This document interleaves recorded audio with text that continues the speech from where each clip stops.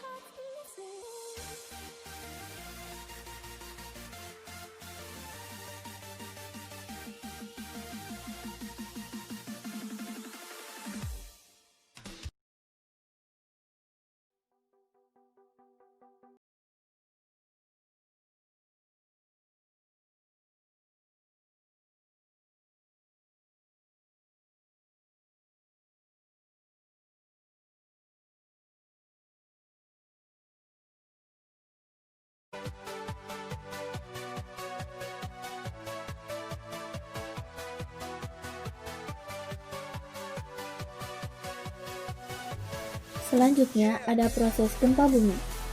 Tahukah Anda apa penyebab gempa bumi? Gempa bumi dapat terjadi karena beberapa hal, namun yang paling umum adalah tekanan dari lempeng bumi yang bergerak.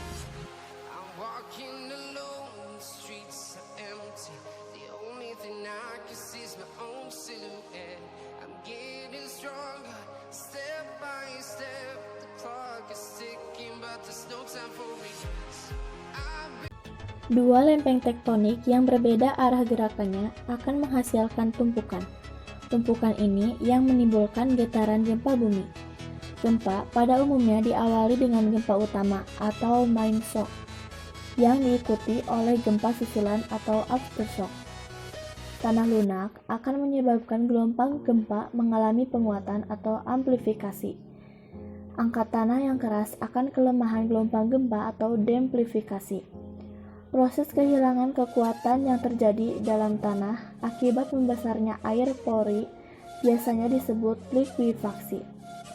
Tanah yang terlikuifaksi tidak dapat menahan berat apapun yang berada di atasnya, baik itu berupa lapisan batuan di atasnya ataupun bangunan, yang akhirnya mengakibatkan kehilangan daya dukung pada pondasi bangunan.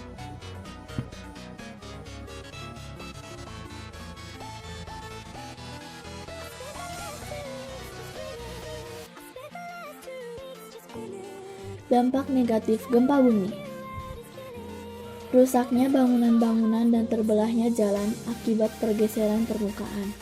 Banyaknya korban meninggal dunia, wilayah jadi rusak, sumber daya alam, sumber daya manusia, jaringan transportasi dan komunikasi, serta kesehatan terganggu.